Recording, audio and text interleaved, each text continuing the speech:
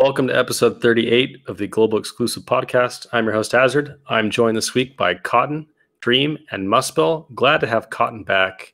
We missed the Cotton trains. And our sponsor this week is... Maybe I spoke too soon.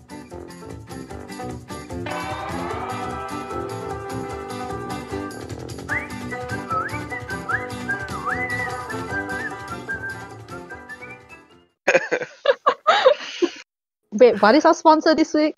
Go on, Hazard. This week, we're sponsored by Final Fantasy VI, which is a game that currently has no strong units in the meta. Wait, wait, Muspel. And see, that wasn't the Cotton train. That was the Muspel train. You see, it's not the Cotton train all the time. The Muspel train also plays a big role in this podcast. I'm trying to think. Who's the best Final Fantasy VI unit right now? Is it Locke? Maybe. Yeah, probably Locke. Maybe. But yeah. Magic Tech Terra. Soon TM, things will change for them. One day. Soon. Wistful looks into the distance. But speaking of bad units... Oh, this week we've got a new version of Edel, because making an NVA of the old Edel just didn't make... No, she's not bad. I wasn't talking about her. I think Hazard was just going through the general banner. Yeah, but I was trying to segue. Come on, Hazard. I was working with your segue. I was segueing. Unlikely story. All right. Who are you talking about? Need to set up for his own interrupt. I'm talking about the 5-star units on this banner, Elvis and Alexa. Wait, 4-star Lexa, the 5-star max Lexa, or 5-star base Lexa? The 5. Same so difference. we have Relentless Might Elvis and Blossomed Mage Alexa. So why Blossom Mage? Like we have Blossom Sage Sakura and Blossom Mage Lexa. Yes, but Lexa is blossomed past tense, whereas Sakura is blossom like a noun. So she hasn't blossomed because she still looks like a young kid. Yeah, she's I'm frozen in blossom. I'm so glad that Barrows is not here this week. Yeah, this has gone in a strange direction. I'm just saying, well, blossomed suggests that Lexa is now past her prime. Like, she blossomed in the past and is no longer usable. Well, so it doesn't necessarily has to gone away again. It could just be has reached max potential and then stayed there. That never works. All right, we've also got the NVA of Nalu, everyone's favorite. What is it? How do you freaking say her? Vajrayana. She is one of the best units in the game that rides a coral. Muspel, how many units in the game ride a coral? I don't have time for your arguments or facts. I think she has that position uncontested, actually. She is Cotton, like I said, she's one of the best. You're explaining Muspel's joke, which is please don't encourage it any further. We've also got, all right, as I said in the beginning, a new version of Madam Edel or Madam Edel, based on your country's persuasion. Because making a Neovision Awakened unit made way too much sense. And so they have gone out of their way to make a brand new version, complete with a pixie cut Brave Shift version. So that's exciting. So let's talk about these. I'm not going to let that slide. You're not going to let me talk either. Nope. Welcome back, Cotton. All right, so let's talk about these 5-star bases that Muspel hates so much. So let's start with the Pastor Prime Lexa. I'm going to ignore every single part of her kit because it's terrible and it doesn't matter. Aside from one thing Dream's going to talk about in a bit. Probably going to make some joke about her being past the prime already, even at release. Yes. Her TM sucks. Her STMR is not great. It's okay for wind mages, but honestly, most wind mages are probably going to have a wind damage buff anyway, so it doesn't do much for them. And as a unit, she's terrible. She does have 2 stacks of AoE Mirage on her LB, but it costs too much and isn't really very useful. And I think Dream wanted to talk about something. But before Dream interrupts here, let me interrupt his interruption, which is, okay, what wind mages already have a wind buff in their kit? None yet, but elemental buffs seem to be extremely common for NV and NVA units. So the idea that you would need to gear for one, I don't know if that really holds up. The first question would be, what relevant wind mages are there? And the answer is currently none. And yeah, I was about to say that. When we get them, they will have their own element buff. Like the new Neovision for Salus is the first one that comes to mind. And I'm pretty certain she has her own ones. I will point out one thing, though, which is that it buffs both physical and magic damage. So in Dark Visions, you could equip this on a physical unit, like with Equip Rod or something, and then have them deal damage in their Brave Shift, and they would keep the buff. So it does have some minor applications for Dark Visions, but it's still not great. Wait, you're saying that if you equip the rod on a unit's base form and then Brave Shift, then the buff carries over? Yeah, it lasts 9. It's an active buff. It lasts a bajillion turns. Interesting. That's a very niche but very interesting use. Yeah, you can do the same thing with Rain's STMR if you give it to, like, Emperor's base form or something. And probably Kuja's, right? Yeah, Kuja's STMR should work the same. Huh. Interesting. Interesting. So now that we've gotten past the very interesting Lexa, let's talk about Elvis. The first one I think I want to mention is his STMR has an effect called Seething Muscles. What is that? Like, I can't even visualize that. I'm sure Barrows will be able to give us a very good visualization of what it is, so we should be very happy he isn't here today. I think it's like a bad translation. It's probably supposed to be rippling muscles or something. Yeah, I would think it would be something along those lines. Alright, but let me try pulling a Muspel impression on Elvis. Elvis is a very bad unit who you shouldn't even bother using at all. Okay, his TMR is just bad, like 50% attack that is locked to Great Sword only on a 5-star base. And his STMR is also niche. So why bother pulling for him? You should cry if you pulled for him, or you got him off banner, or if you got him while chasing Edel, and that's it. But wait, Did I miss anything? Cotton, when I looked at his page on the JP Wiki, I saw that he had a passive that increased guild drop rates by like 13,000%. Now's my chance. So yeah, I was just going to briefly mention their guild passives, because a bunch of people probably did see the whole 1500% guild on JP and will be crying and screaming about nerfs. And no, it's a pass mistake for the JP pages. Their JP values are 1% of those, so a 15% guild boost. So yeah, be glad we don't have that. So it's actually a buff. They just double it on GL, as Umi have done with every guild passive in the past, because most of JP ones are 10 to 20%. They do stack, but they still cap at 100. So all of our guild boosters are just straight up better. Unless we get hit with a copy-paste error and that guild change gets copied over to GL during one of the updates. I'm just saying, it's still capped at 100% innately. True. Most of the time, they do just copy and paste the JP mistakes into global. So I'm impressed that they actually, got this one. Yeah, the guild one has been like a global difference since like the start of the game that like people aren't really aware of, but it's quite a nice one. Yeah, well, they really don't want to step in more guild issues after the last fiasco. So maybe that's why they were especially, conscientious about this one. I want to go on a rant about that Reddit thread. So there are all these people on Reddit complaining about how they're running out of gil or they're running out of cactuars. And you look at that thread, especially the one about running out of cactuars, and you cross-reference it with another thread about how people like stop running the raid. And it's the same people. And it's like, if you stop farming for something, then you're not going to have enough things. That's like cause and effect. And especially there are people who talk about how they sell raid coins for gil, and then they were complaining they don't have enough cactuars. Yeah, honestly, I've had this discussion with so many people because I've been gil capped for probably half the time I've played this game, and it's all in the last 2 years of the 4 years I've played. And it's honestly just, if you just run the box rewards in raid and you stop, I mean, that's like what, a week out of the 2 weeks of the event. Just use the orbs that you're online for, right? You log on, you use the orb, it takes 5 minutes. You'll never run out of gil ever. You'll never run out.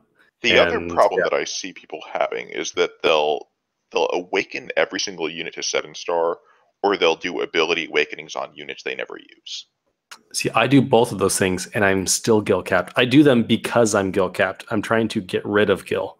But well, yes, to be fair, I probably pull more than you. So if I did it, I would go broke. But yeah, you know Hazard. You know Hazard. Do you want to know how to spend your gil? Actually, play the game. Level some units. But yeah, we should probably move on and talk about Nalu. Yeah, I can neither confirm nor deny. Usable units of the week. All right, let's talk about Nalu. So let's talk about her really awesome STMR, the Vajrayana. Is it? It's definitely meta.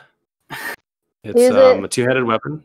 It was like 2 years ago. It's got that 1.25 variance. I've got to say, it's really bold of Gumi to just release Envy Cloud again with a new sprite.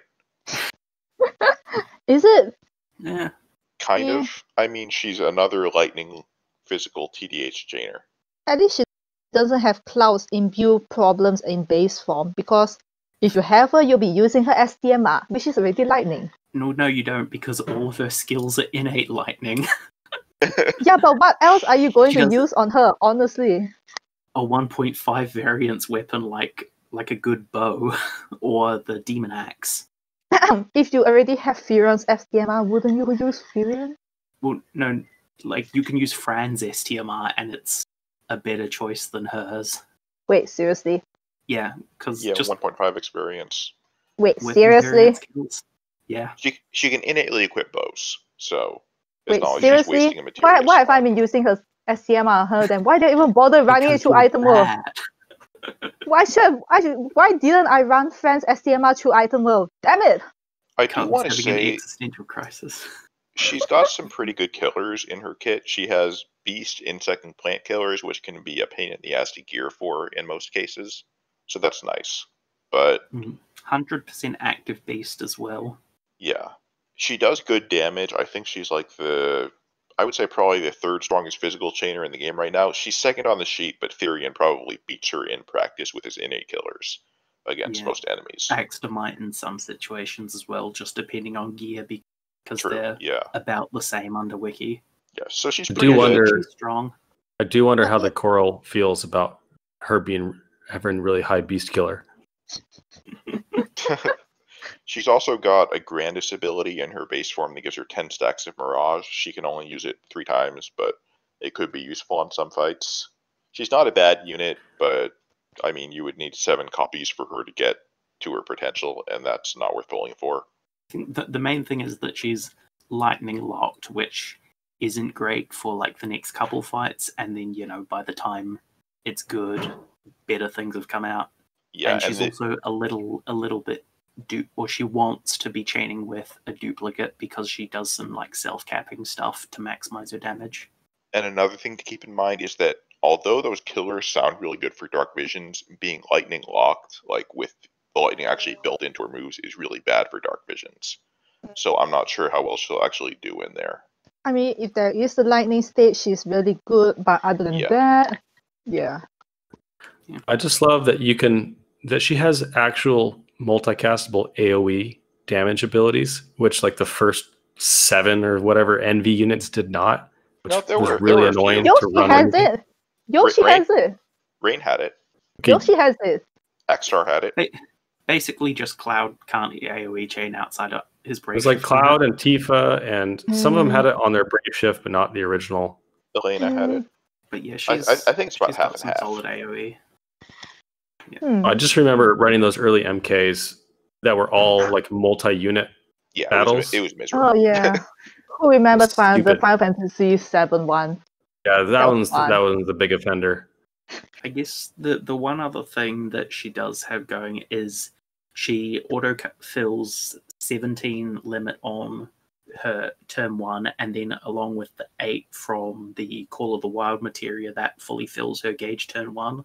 So you can either use that in base form for like a good turn 1 AoE chain with a dupe along with Imperial and buff setup, especially if you don't have her Brave Shift, or you can use her Brave Shift for like a good turn 1 finisher if you provide, the external buff and imbue and chains and whatnot.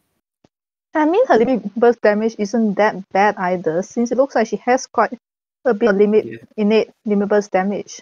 Yeah. She only Brave has shift 100%. I think triple casting might end up being fairly comparable to her limit to burst in some situations.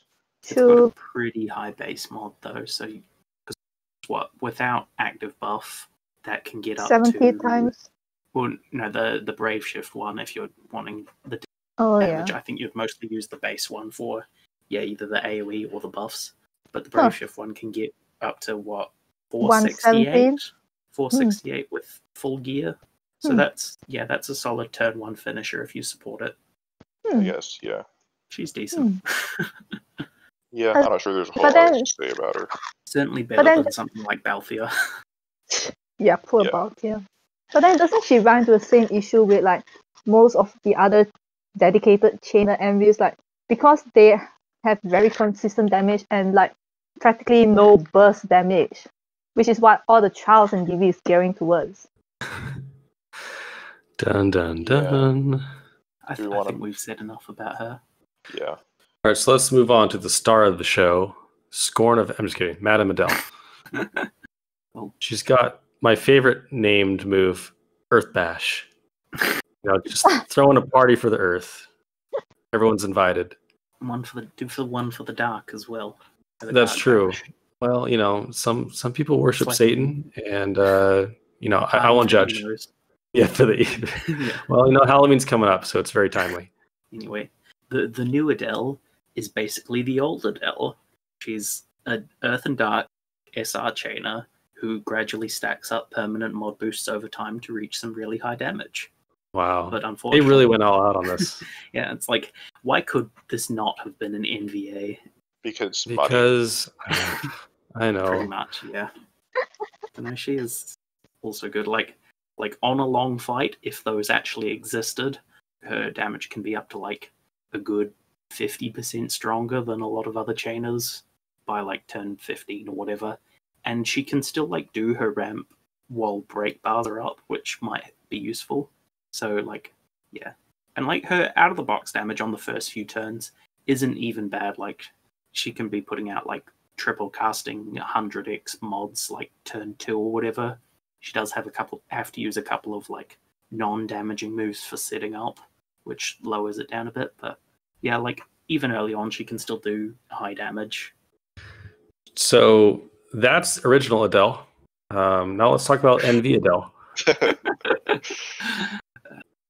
Honestly, it's like exactly the same thing. They're not even hiding it anymore. It's just, hey, we're releasing a new unit. It's exactly the same as the old unit, but we'd like you to spend money on it, please. Thank you. She does seem to be less squishy than the old version, which is a little nice, I guess.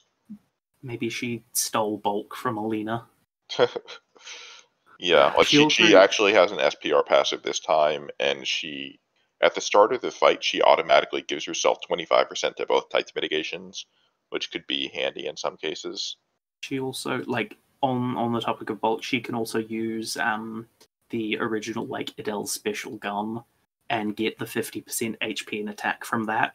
So nice. that can give her some extra block of stats. But unfortunately, because she is one of the true dual wielders who lack the 6x chain cap because Alum's dumb, it's often not ideal to build her that way if you've got like really good gear. But it's a good budget option at least. Well, does the original Madam Edel have the 6x chain cap? I think she does. Yeah, she does. Wow. All right. But, well, I guess the last thing is she's got some quite nice offensive support, especially for Dark Visions, like AoE 100% Stone Killer for both damage types, AoE 300% attack and magic buffs, and AoE Earth and Dark imbues plus like 15% Elemental Amp, and then like she can imperil those as well with her Brave Shift. Wait, where's the 300% buff AoE? Madame's encouragement.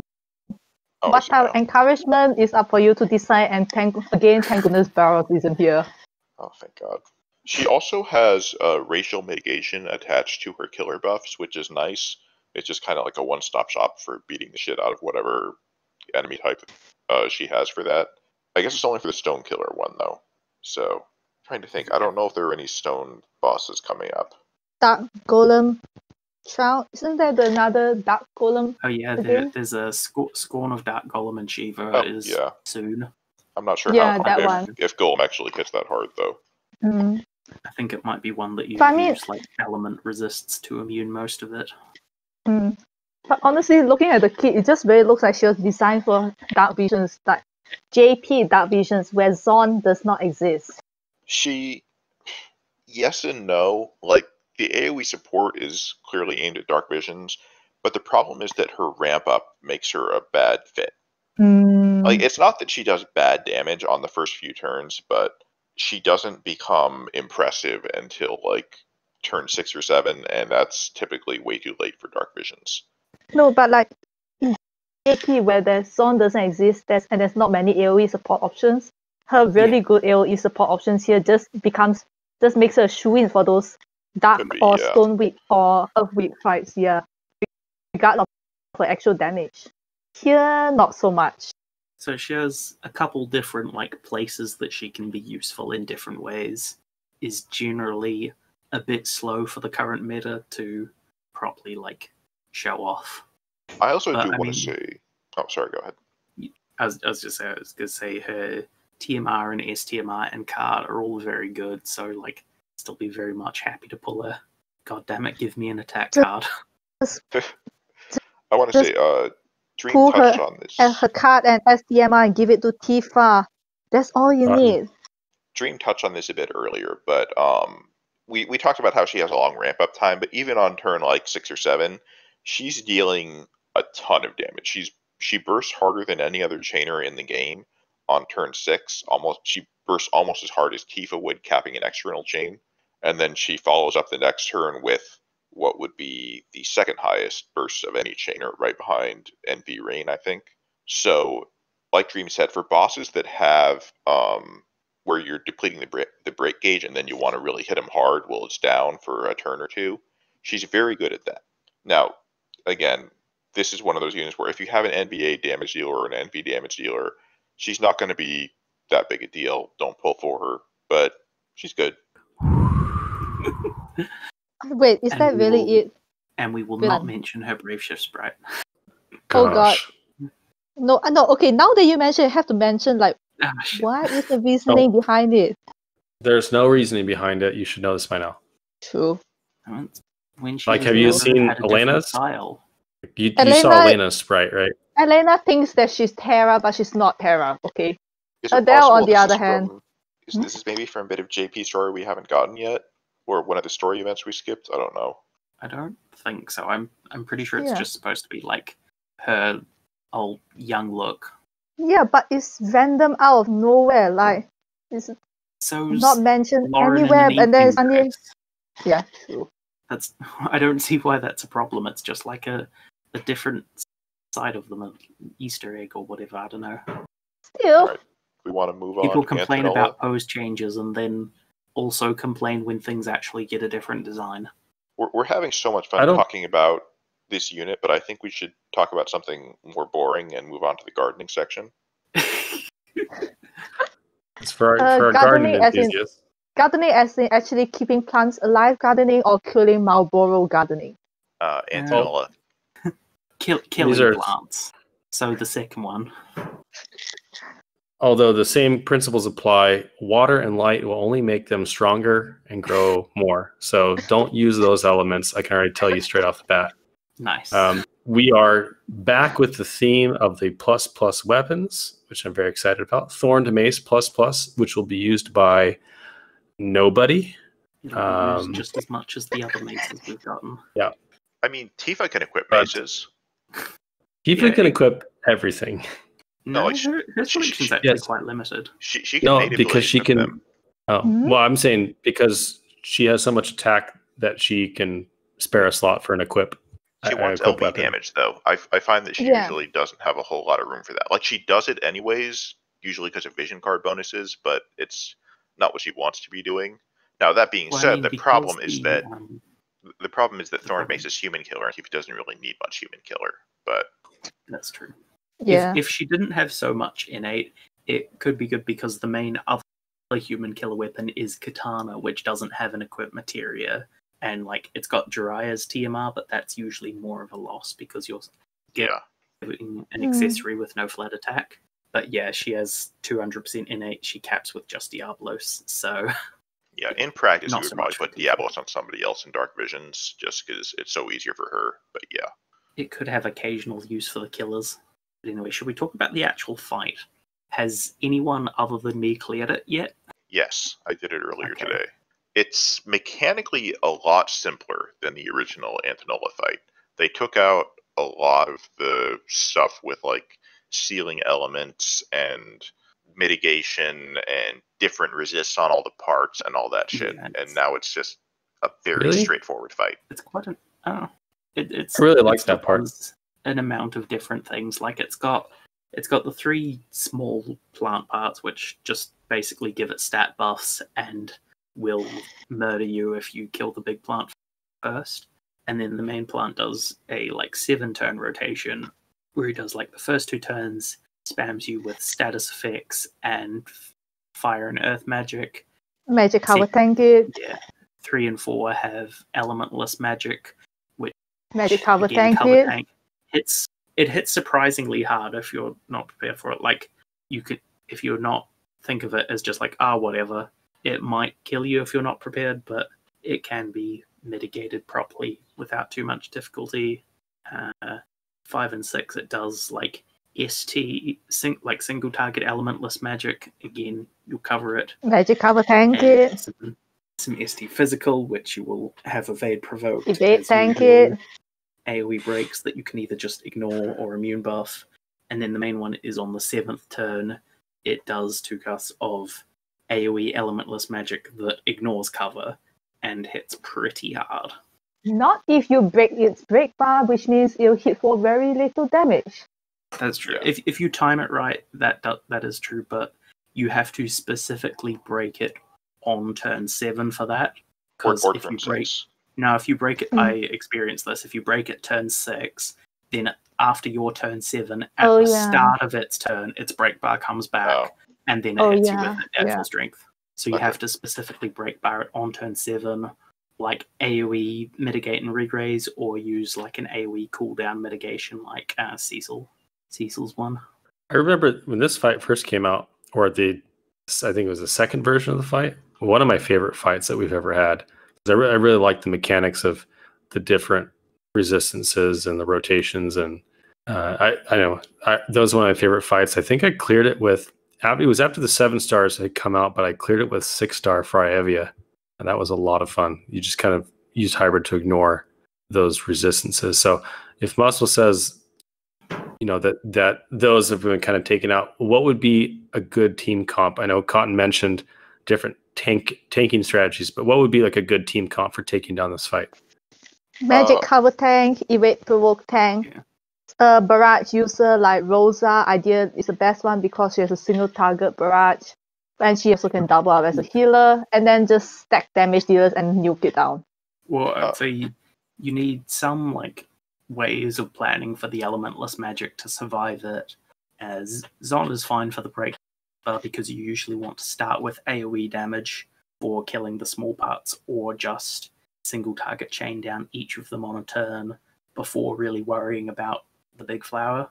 So what I did was, I obviously did it without dodge, because that's how I do all trials if I can. And here goes Musco.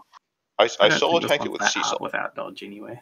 So I had Cecil doing the cover tanking, and he used his cooldown for the big damage turns. I had Renora for Mirage, because turn 5 and 6 hit really fucking hard with that physical damage, combined with their magic single target hits, because there's no cover mitigation. And then I had Vaughn doing breaks, and I gave him a Barrage Materia for after the plant parts were dead. He spent most turns just using Barrage. Rana was healing, doing magic mitigation a bit to help out Cecil. And then Axstar was very, very important here, because if both Axstars triple cast lethal their break gauge move and Vaughn uses Barrage, you can empty the break gauge in 1 turn. But then you have unfortunately also used your damage dealers on that turn already, so you only really get one turn. Yeah, I didn't do that anytime the break gauge was full, but if it happened to be turn 7 and I needed to empty the break gauge, I could. Yeah. For defensively, that's real nice. Yeah, because I had I had some issues like working out good ways to have like AoE chains and working in fire or ice because I didn't have Axter or Rain or Yoshi for the like AoE Ice Imbue and Peril. So I had Cecil magic covering, Varn doing breaks, evade provoke, and fire and peril. I was using Starlight Alina for having both ST and AoE chains, and I had with fire weapons to use Varn's Imperil and not have to worry about imbues, and then Zon for break bar, and Rena just for like healing magic mitt and ailment resist. I would just say it's a really good idea to bring an AoE chainer for this fight because it speeds things up a lot. Otherwise, you have to deal with the plants with the parts buffing the main the flower. The side parts do not do anything other than buff the main part. They don't attack. They just buff unless you kill the flower, at which point they will murder the ever-living shit out of you. But it's actually really hard to kill the main flower without killing them first if you're AoEing. Yeah, so with like AoE, most AoEs seem to do it in like 2 turns unless you're really well set up. You can do it in 1. Yeah. Whereas if you're having to single target each of them down, that's either 3 turns or 6, depending on how strong you are, probably. And what was I going to say? Something. I've forgotten. Oh, I was going to say at least they don't respawn. Yeah, and if you can bring somebody with AoE re-raise, that's also helpful, because some of the turns can hit very hard if the boss's break gauge is not empty, and it's good to have a safety net. Yeah, mainly that turn 7. Yeah, like otherwise, you can try to set it up so that the break gauge is empty then, or so that you have big magic mitigation, but if you're learning the fight, you might not have that set up properly, and it's just good to have the backup. Yeah, I thought it was a reasonably nice fight. It's like, it was a bit bulkier than I expected. I feel like, it takes like a very good team comp to be able to actually like kill it within that first broken turn. You mean it's not Tifa one-shot bye-bye bulky? Like, if you have a fully optimized damage setup and like have your Yoshi and stuff to cover all that you need and bring probably like Effort Rain for an active plant killer buff, then she can. But it's certainly, I would say, harder to do it than the previous ones, especially because you also have to make sure you've not leaving the small parts alive when you do that. Mm-hmm. Yeah, this fight, it kind of feels to me like it was Elim trying to make sure people didn't use Tifa. Yeah. Because it's AoE, it absorbs water. It's not really set up for that kind of burst kill. I don't think it's a bad fight. It's quite fun in a way. It's pretty straightforward. It's not some crazy complex fight that you need to have a spreadsheet to decide to actually know what to do each turn. I do think that the original Antenolla fight had too many moving parts. I wish they hadn't quite simplified it this much, but there was definitely a lot of stuff on the older version that should have been removed, and thankfully was this time around. Like the typed mitigations were mostly just really annoying. All the weird resists where you had to figure out which ones were actually viable options. I think that would not have flown very well in the NV era when most units only have one element to choose from. But I wish they had left in some stuff, and I wish that the other parts had actually done things beyond buff the main plant so that you had to choose what order to kill them in instead of just AoEing them all down. Yeah. I got nothing. Yeah, I think that's pretty much the fight. Did anything else interesting happen this week? Well, the companion vision card bug is still active. That's exciting. Yeah, you don't get vision card on any friends that aren't in favorite slot. So put all your trial companions there for now. Oh, something else we should talk about. In JP, Edel's banner had oh boy. They had 2% NV rates, and they had the safety net. And in GL, when we got this banner, neither of those things were here. Yes. Remember my defeatist rant from a few weeks back? The issue is still there. Yeah. What makes it worse is that, and Sinzar has brought this up multiple times, and a lot of other people have too, but it's the thing that JP had at this point, actually quite a while ago, was the shard shop, right? Yes, we don't have comes that up almost every day in conversation. Or the Daily Shard dungeon as well as the It's the daily shard dungeon that's like the main thing that we really need right now, especially since Gummy is not the free login shards on Gummy. It's not 25, it's not 50, it is either 20 for Envy Awakened units or 30 for Envy bases, which is not enough to do anything with it, and it's just sitting there useless in your inventory because you really can't do anything with it. It's not entirely useless because a lot of the recent banners have had like the coin shops where you can buy 10 shards or something. So for that, it means that you're basically getting a discount on EX +1, but I agree, it's really not great.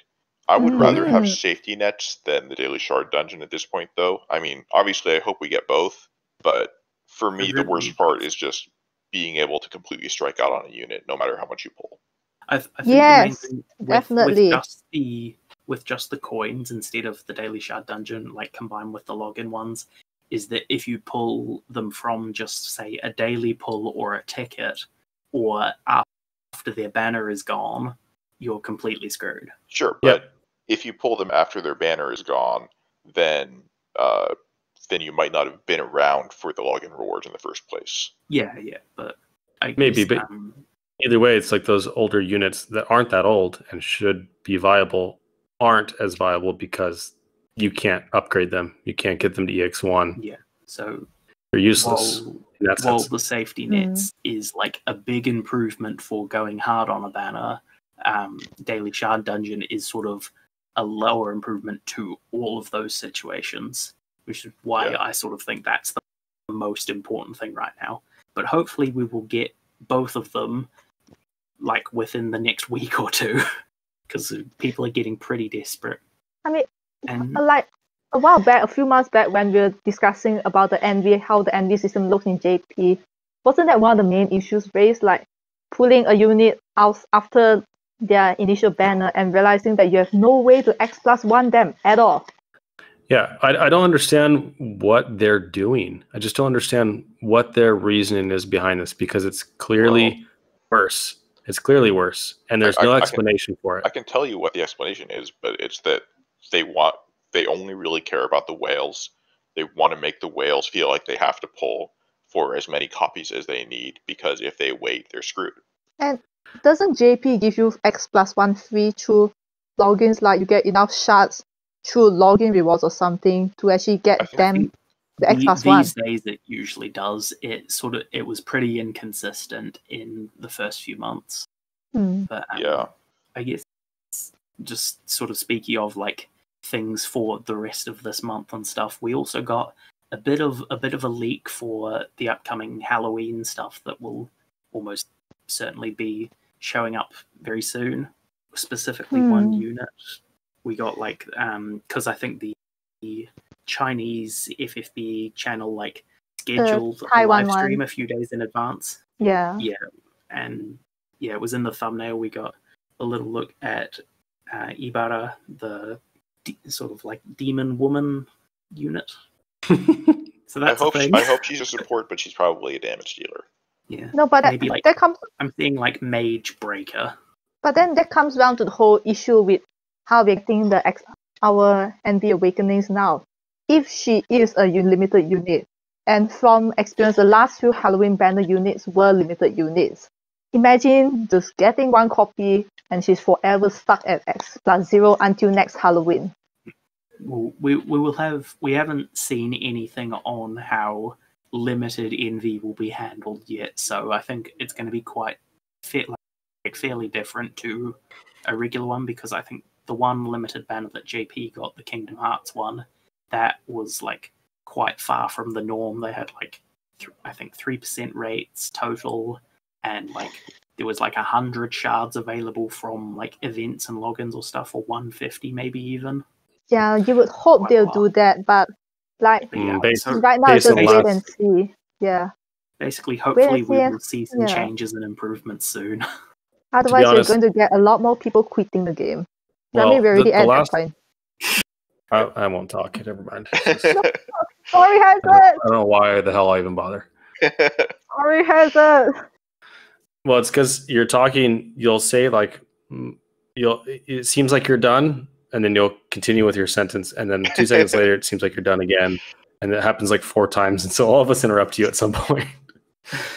Anyways, what I was saying is, based on the last 6 months of Gumi's decision making, I do not have high hopes. They have basically removed or destroyed all the things that I've loved about this game and that have kept me playing for 4 years, and I just don't see it. I just don't see it. I don't know what they're doing, but they're not listening to us. They just don't care anymore. And like they put out Justin to try and like ease the pain, but they're just not fixing bugs. They're clearly not doing what they did in JP. Like we got some nice things at the beginning of NV, right? We got some nice things that were better than JP, but now those safety nets not there. The increased rates aren't there. The daily shard dungeons aren't there. So unless you're a whale, as Cotton and Dream were saying, there's really no reason for you to be playing, like to be hoping. Like if you pull an NV that isn't on the banner that week, there's no use for them. I mean, it's so pointless, and they're not changing it, and we haven't gotten any word that it's going to change. So I don't know. I think Halloween's going to be a complete joke, but we'll see. Back in the 7-star meta, it used to be that we got like about 20,000 lapis a month, and it cost 37,000 lapis to absolutely guarantee a 7-star. But a lot of the times you could get one for less than that. So you were probably going to get a shiny new, hopefully top tier unit that you pulled for about every month or month and a half once you added in all the tickets and stuff that you could spend. Now it costs over 40,000 lapis to get a single NV unit on average. If you're lucky, yes. Yeah, if you're lucky. And it does, like before it was on average probably like 15 or 20k to get a unit to 7-star, maybe 25k. I don't really know the exact number. So the cost increased by more than 50%. And there's no safety net. And all these units have much narrower, less interesting kits. And there are things about NV design and NV meta that I like. Like, I think Brave ships have potential. They're not being used as well as they could be, but it's a neat idea. I like vision cards in theory because they kind of let you tune unit stats more interestingly, although, again, they're not really doing that much. It's just, here's a card with 100 flat attack, slap it on, or your unit's damage sucks. And just all these ideas that are cool but not being done well. And then on top of that, it's all wrapped up in the sandwich of we nerfed race into the ground. Yeah, cool but not done well is basically the tagline of Gumi and Square Enix in FFBE. There's so much potential for this game, and they have never gotten close to reaching it. They've just botched so many things, and they have cycles where they're great. They'll do great things, and they're like, hey, we're finally moving in a direction. They'll do 1 step forward, and then they'll do 2 steps back on something else. They do this every like 4 months. It seems like they go through this stupidity cycle where they do something great, and then community's feeling great, and then they blow it. They completely blow it, and then people get super pissed, and then finally when it reaches like fever pitch piss, then they do something to do that 1 step forward. And I'm just tired of that cycle. And they're just throwing away. They're just throwing away all their goodwill that they've been building and destroying and building and destroying. And I just don't trust them anymore. Honestly, I just don't trust it anymore. Anyway, that's probably enough grumpy old man content for 1 week. Wouldn't you say? Well, yeah, I know. Your new phrase of the week is officially fever pitch piss. I'm really glad that Barros is not here. Oh god, I can imagine that. He'll almost definitely comment on it when editing, though. Yeah. Maybe splice in a few comments of his into the podcast. Yeah, and sorry for the negativity. Like, I don't want to alarm our listeners in that way. I see this potential, and it hurts me to my core that it's not being dealt with the way it should be in so many ways. And they never learn. They never ever learn from their mistakes. So keep making the same mistakes over in a different context. So that's what it is for me. But I mean, I love this game. I love the Final Fantasy universe. So many games within it. and FFBE has been an incredible joy, but the makers of the game have limited that joy in so many respects, and I wish they would get out of their own way. So is it my turn to be a grumpy old woman? Yeah, sorry. Get off my lawn. All right. All right, time to get off my lawn. Like, honestly, in hindsight, like, even the change to the vision cards that we had might actually be bad in the long run. Like, initially when we got the news about how our NV system works, we thought that our vision card changes could be a good idea, because assuming that we got the daily shard dungeon, we could pull a random copy of banner, farm it up to an X+1, and then we get the vision card for free. But now, because there isn't a daily shard dungeon, we pull a random NV unit of banner, and we have zero access at all to the vision card unless we pull a dupe. And because we cannot get that vision card as a random drop in the pool just by pulling a random unit, like, to get those really good vision cards, you must be prepared to chase down 2 copies of a unit on banner. That's basically it. Yeah, the concern is that Gumi might think that the changes they made to vision cards are that it basically excuses them not adding safety nets or any of the fragment dungeon. And I could maybe see that for the fragment dungeon. I don't like it, but I could see how they think that's a fair trade. But it's definitely not an excuse to get rid of the safety nets, because those don't really have anything to do with each other. And frankly, I would rather have the awful card acquisition system that JP does and have the fragment dungeon than the other way around. And honestly, the change to the vision card was only good if we got the fragment dungeon. Like, but if we do right get now, it is a very good change. I'm just gonna add that in there. Like, I still support our vision card change. JP system. If we get the fragment dungeon. Yes, that daily shard dungeon is needed to solve so many problems right now. Yeah. All right, whose lawn do you want to chase people off now? I've had my say. Yeah, let's now chase the listeners off this episode's lawn, and we'll see them back here next week. See you guys. See ya.